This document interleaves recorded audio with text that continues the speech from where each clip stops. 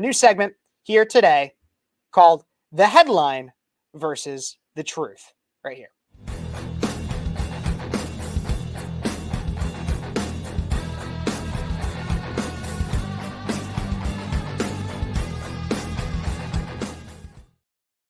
The headline versus the truth. In this segment, I will talk about the headline, what everybody seems to be talking about, and then debunk it with the truth. And so to start off, here is the headline. Kamala Harris is taking a bump since her announcement in the polls. Seems to be, in some cases, even maybe beating Donald Trump in certain swing states. And many people are taking note with that. Take a look and listen to this clip that describes the headline right here.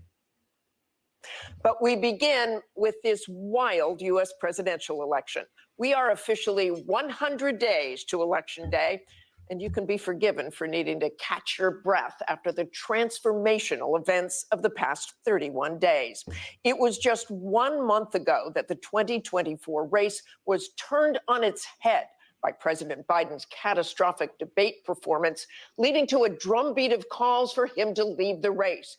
Just 2 weeks ago, an attempted assassin tried to take the life of former President Trump, but he rose up with defiance heading into the GOP convention with seemingly all the momentum behind him and the new Trump-Vance ticket. And it was just 1 week ago that President Biden did what he said only the Lord Almighty could make him do, announcing he was leaving the race and giving his full support to his vice president, Kamala Harris. A tidal wave of endorsements followed, putting Harris on track to be the second woman in history to be a major party nominee, just 8 years after Hillary Clinton was defeated by Donald Trump.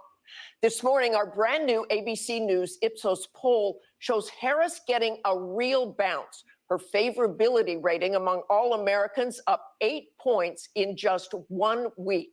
The number's even better among independents, with her favorability rising from 28% to 44% since Biden left the race.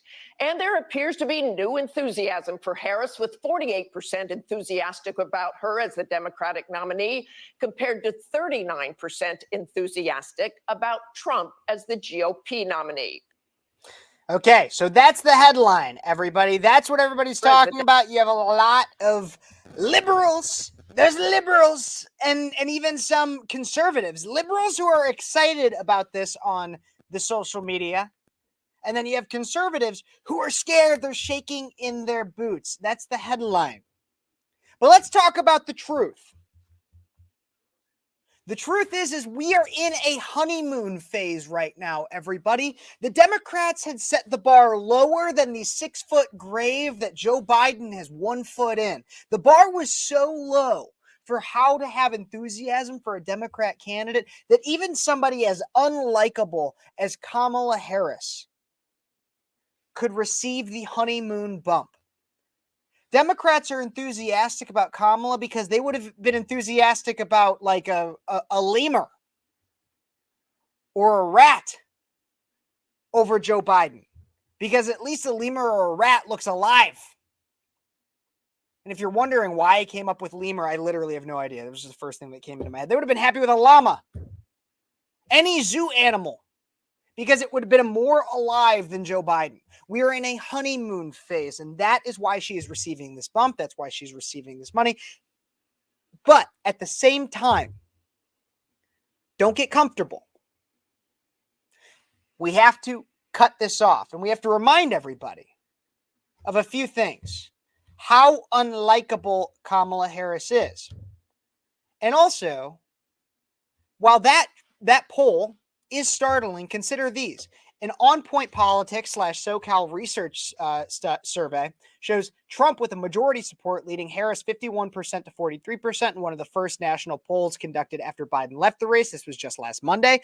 A Quinnipiac poll released last Monday shows a too close to call race, with Trump at 45% to 41% in a 6-way run, including minor candidates. So when you include all the candidates together, Trump still wins by a hair compared to other candidates. To put that in perspective, Trump was up by 5 points against Biden in the same scenario. So yeah, he's taken a little bit of a loss, But then the dramatic reset at the top of the Democrat ticket does little to move the race as Vice President Harris enters the fray with numbers similar to President Biden, said Quinnipiac University polling analyst Tim Malloy. So it's not looking like this really has as much of an effect as people are claiming. And once again, while she has this honeymoon phase, wait for the debates. Wait for the American people to actually be exposed to her having to go toe-to-toe, defend her record, defend everything of the last few years against Donald Trump. Because once again, Kamala is unlikable. And here's just a taste of what we're going to see. There are reports that say that you have the lowest approval rating of any vice president. Well, there are polls that also say I have great approval ratings.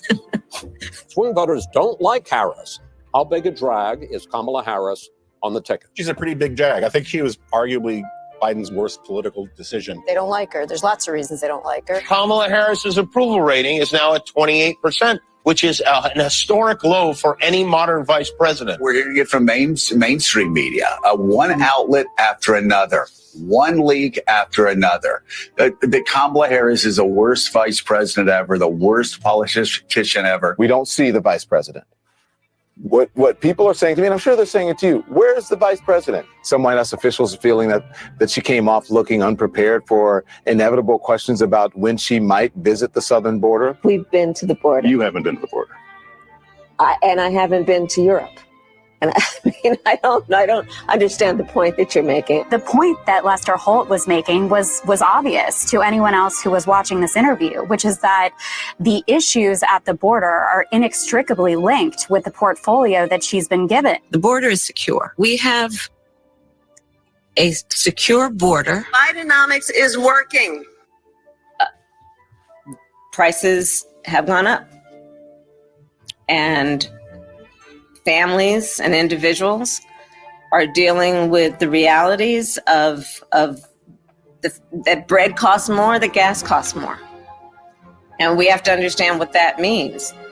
That's about the cost of living going up. He picked Kamala Harris to be his running mate. She was ranked and is ranked as the most liberal senator in the United States Senate. So he could have gone the other way, but he went to the left. Joe Biden is running for re-election, and I will be his ticket mate. Full stop. Full stop. Sit.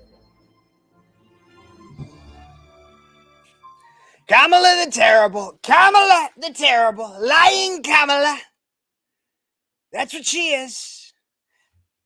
People don't like Kamala Harris. So while the headline might say that Kamala is getting a bump and people seem to like her, it's because the bar was so low she stepped right over it. Joe Biden's corpse was the bar, and she stepped right over it. And once people are reminded of the Kamala that had to drop out before Iowa because her polling numbers were so bad in 2020, once people are reminded of her record as the border czar, when she has to answer for her scandals with Willie Brown and her record as the most liberal senator, when she actually has to go toe-to-toe with Donald Trump, people are going to be realized that the headline is different than the truth. Don't forget to like this video, subscribe to the channel, comment what you think, share it with your friends. And that, everybody, is the new segment of the headline versus the truth.